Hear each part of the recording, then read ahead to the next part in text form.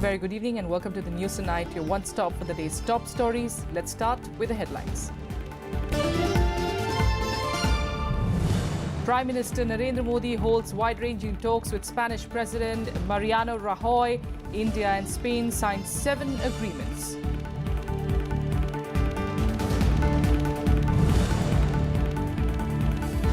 IIT Madras bows to pressure, books 9 students for allegedly assaulting a PhD scholar after massive protests. DMK also holds huge rally against the centre's new cattle slaughter rules.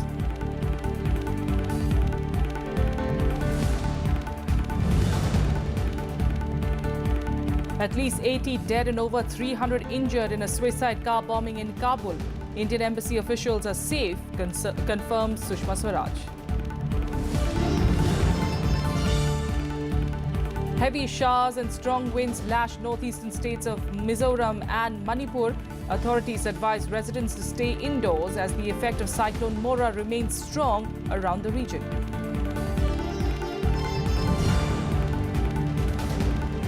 And the US successfully intercepts and destroys a target during a missile test. The first-of-a-kind test by the Pentagon is being seen as a warning to North Korea. Top story this evening, India and Spain have decided to cooperate in fighting terrorism and curbing terrorist finance and money laundering. A crucial country in Europe and close to Africa, it is strategically important for India not only economically but also politically, a balancing act in the new emerging world order after Chinese muscle flexing in the name of the One Belt, One Road initiative. Prime Minister Narendra Modi spent a full day in the European country talking to various levels of leadership to strengthen the relationship. Prime Minister Narendra Modi on Wednesday had very extensive talks with President of Spain Mariano Rajoy on issues of mutual interests and global stability. 7 agreements were signed thereafter in the presence of 2 leaders. The agreements included transfer of sentenced persons, MOUs on organ transplantation, cybersecurity, renewable energy and technical cooperation in civil aviation, visa waiver for diplomatic passports and collaboration between diplomatic institutes. However, both leaders also expressed interest in cooperation in areas much more than the present agreements. हर प्रकार की अमानवीय चुनौतियों के बीच भी हर देश में आर्थिक विकास की प्राथमिक जिम्मेदारी होती है। राष्ट्रपति जी ने स्पेन के अंदर आर्थिक क्षेत्र में अनेक रिफॉर्म किए हैं। Next generation infrastructure, global benchmark के साथ infrastructure upgradation, railway expansion, railway upgradation, smart cities, ऐसे अनेक क्षेत्र हैं जिसके अंदर स्पेन की महारत है। भारत इतना बड़ा देश है कि इस विकास की ऊंचाई में बहुत सारा अवकाश स्पेन के लिए भी भारत में आर्थिक गतिविधि के लिए है और मैं स्पेन को निमंत्रण देता हूँ। de seguridad económica, científicas y tecnológicas. हम दोनों अभी एक समझौता पे हस्ताक्षर करेंगे और इसमें इकोनॉमिक और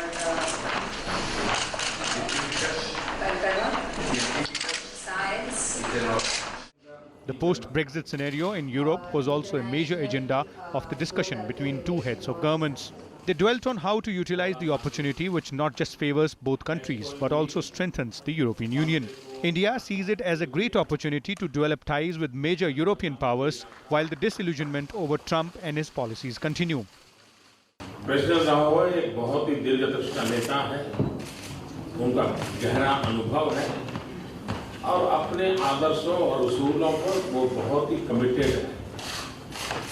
यूरोप में किस प्रकार की चुनौतियां हैं, मानव जात को किस प्रकार की चुनौतियां हैं, ऐसी स्थिति में उनके साथ मिल बैठ करके हम और भी विषयों पर चर्चा करेंगे। Both leaders also expressed the need to continue cooperating on issues related to UN reforms and other international bodies, especially on terrorism. In the last few years, a realization has grown across Europe about the importance of India when it comes to fighting terrorism. Akhilesh Suman's report for Rajya Sabha TV.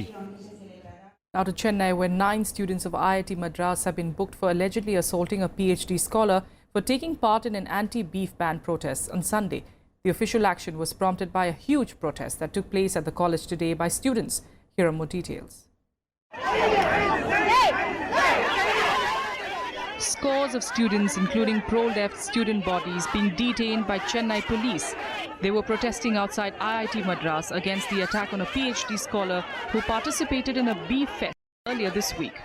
Suraj R., a research student, was allegedly attacked by a group of students affiliated to right-wing group ABVP at IIT Madras on Tuesday.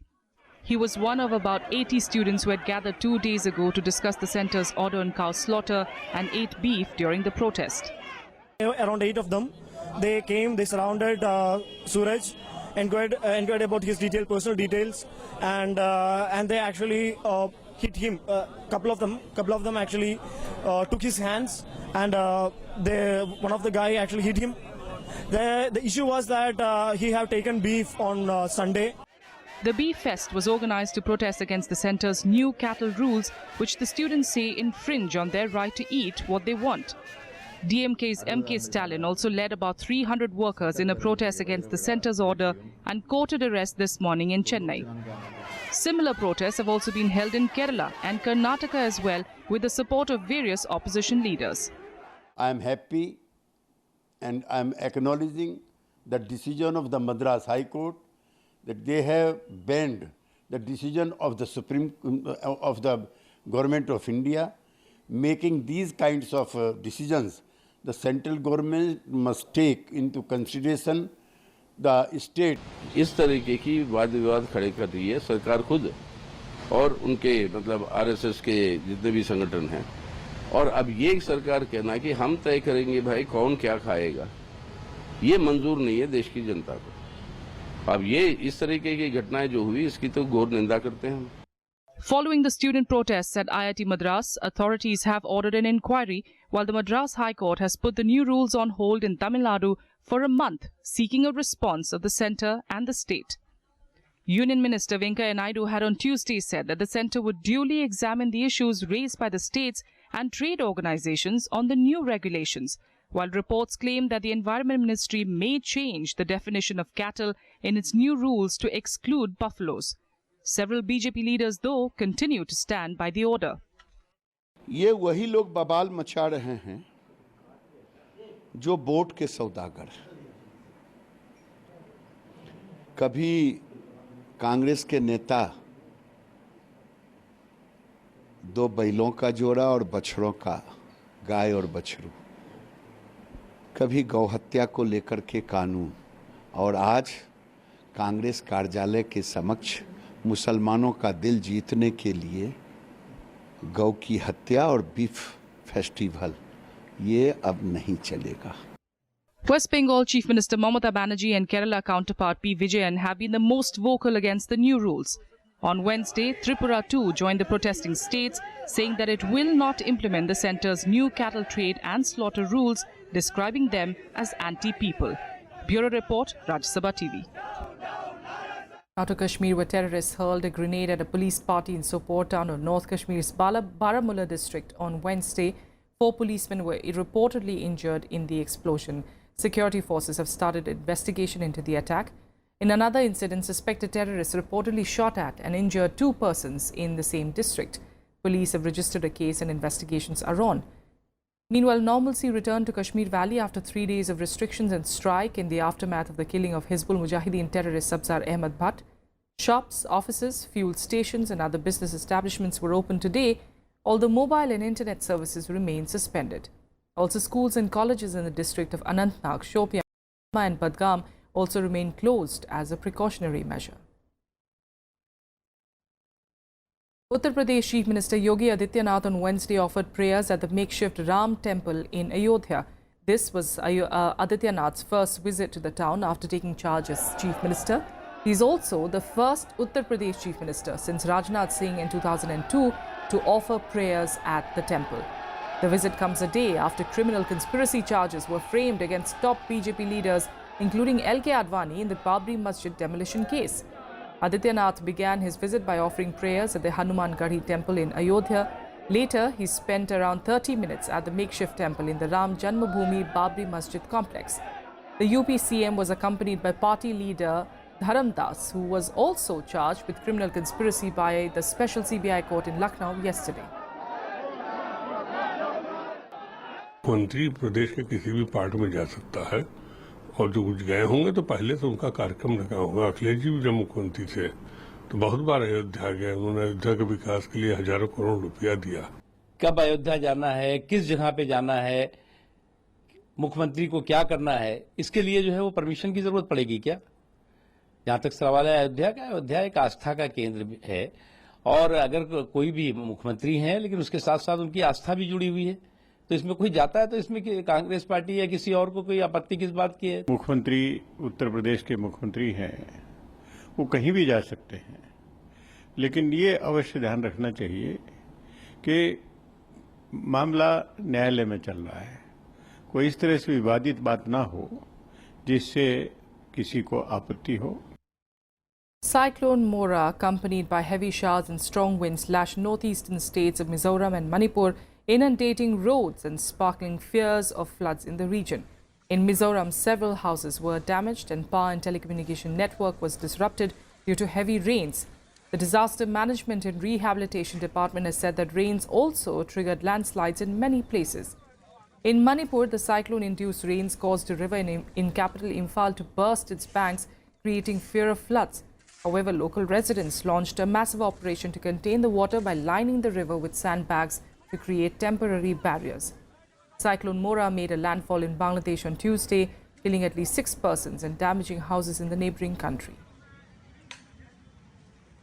Present condition, like there is no way that it's going down. It's rising up, the water level is in there, and if the rate continues, the cyclone continues, we are likely to face a lot of worse than this. And here are more updates from across the country and nationwide. The Enforcement Directorate on Wednesday raided the premises of Congress leader Baba Siddiqui and few others in connection with a money laundering probe case. The agency has registered a criminal case against Siddiqui and others under the Prevention of Money Laundering Act. It is alleged that Siddiqui and few others were involved in financial irregularities in a redevelopment of a slum area in suburban Bandra.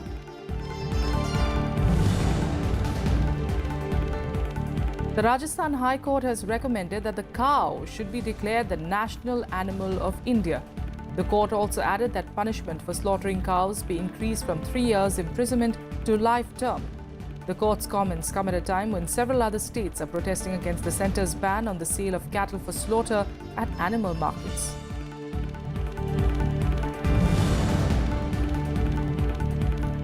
Rains lashed the national capital in several areas of Rajasthan on Wednesday, bringing respite for the residents from the scorching heat. The maximum temperature is expected to hover around 38 degrees Celsius, with the minimum being 26 degrees. In Jaipur, the mercury dipped to 3 to 4 degrees due to the rains. A quick break here. We'll be back with the top international stories in a bit. Stay with us.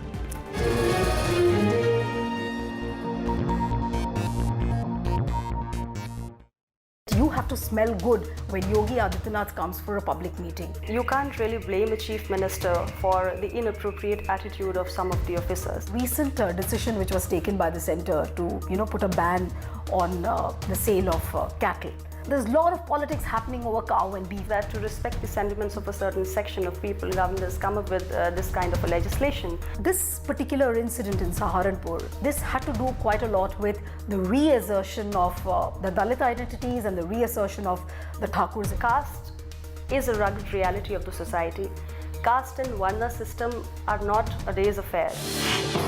Watch To The Point with Union Minister Anupriya Patel only on Rajya Sabha television.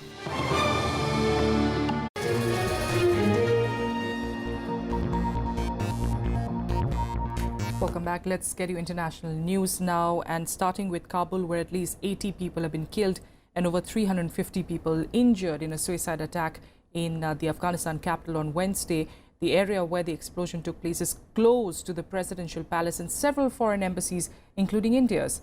Foreign Minister Sushma Swaraj has confirmed that the Indian officials are safe. Here's a detailed report. Close to 80 civilians, including foreign nationals employed at various embassies, were killed in an earthquake-like massive suicide explosion, which ripped through Kabul's high-security diplomatic enclave during morning rush hour on Wednesday. The blast caused by a car bomb struck close to German embassy in Zanbach Square, injuring at least 300 people. The explosion was so powerful that it damaged windows and doors hundreds of meters from the blast area, sending clouds of black smoke spiraling over areas near the presidential palace and other foreign embassies in the Afghan capital. The target of the attack was not immediately clear. و اینی خساره است که شما می‌بینید که پیش از حد گفتن نمیتونیم که بسیار کالای پرید و افکار ممل در شفاخانه است و این رقم انتحاری ما نیده بودیم به جزئی و این تو وحشتناک جار وقت شد که ما داخل دفتر یک چند لحظه پیش شده بودیم که در شعبه شیشته بودیم که یک دفعه انفجار شد. انفجار شد رفتیم تو پایان دویدیم در استودیو مکمل هم استودیو سر همکارای ما چپه شده بود. دفتر که ناستیم بس کلا در انتحاری وشو زين بقول نشر نخبل دميز لون مساركو شيشه صار ما ولا كده دو شيشه ولا كده دير زياد كاسان زو برشو سر میز کار خود بودم که یک صدای بسیار بد هیبت آمد و دیگه نفهمیدم. وقتی که بسیار شدم پس دیدم که از زیر میز افتادیم و از جان خود می‌ریخت. The injured were rushed to nearby hospitals as authorities said that investigations have begun in the blast. گزارش‌های ابتدایی نشان می‌دهد که حدود 50 تا کشته و زخمی داره این حمله و حمله توسط یک موتر صورت گرفته. 30 واسطه هم از هموطنان ما که در این مسیر روی جاده بودن اینا هم خسارتمند شده و تعداد تخریب شده. ما تحقیقات در مورد چگونگی حادثه آغاز کردیم و The bomb went off 100 meters from the Indian embassy, causing damage to the building. However, the External Affairs Ministry confirmed that all officials in the embassy were safe. While no group has claimed responsibility of the attack, the blast comes just a month after Taliban announced the start of their annual spring offensive across all 34 Afghan provinces. Bureau Report, Rajya Sabha TV. The death toll in Sri Lanka's floods has crossed 200, with 94 people still missing in the country's worst torrential rains in 14 years.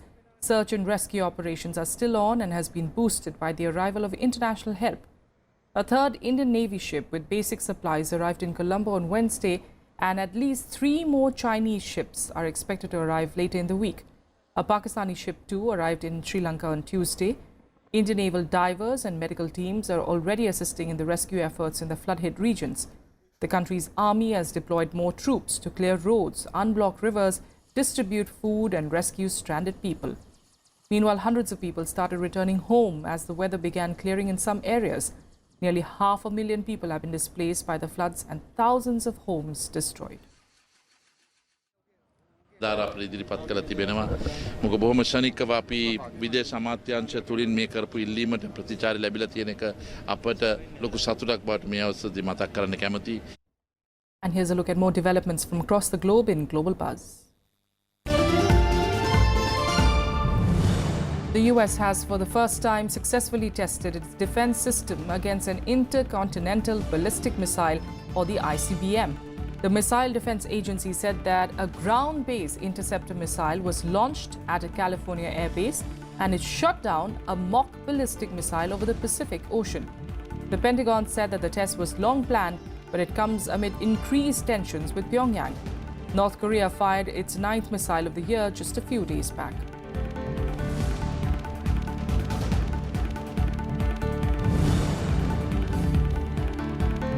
A Russian warship and a submarine have fired 4 cruise missiles from the Mediterranean on Wednesday. The Defense Ministry statement said that they successfully targeted ISIS fighters and weapons which had moved to the ancient city of Palmyra in Syria from the IS stronghold of Raqqa. Moscow had warned the US, Turkey and Israel before launching the missiles.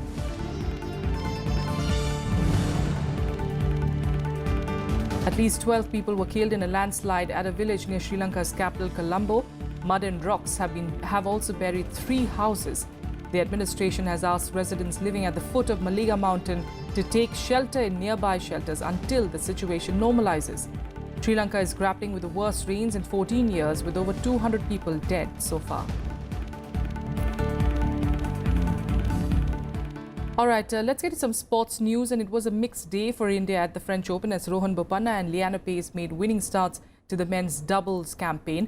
However, it was curtains for Sania Mirza in the women's doubles category. The Indo-Uruguayan pair of Bopana and Pablo Cuevas defeated French pair of Matthias Borg and Paul-Henri Mathieu 6-1, 6-1 to make the second round, while Liana Pace and his American partner Scott Lipsky overcame the challenge from Radu Albert and Hyun Chung in straight sets. In the women's doubles, Saina Mirza and Yaroslava Shevdova of Kazakhstan lost in the first round to the Australian-Russian pair of Daria Gavrilova and Anastasia Pavlyuchenkova. Now the fourth seeds lost 6-7, 6-1, 2-6.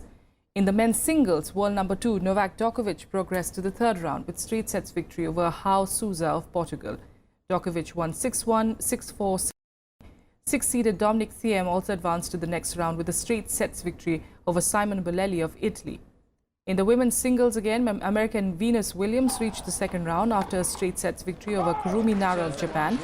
The world number 10 Venus beat her Japanese opponent 6-3, 6-1. However, world number 15 Petra Kvitova bowed out of the tournament after losing to American Bethany Mattek-Sands.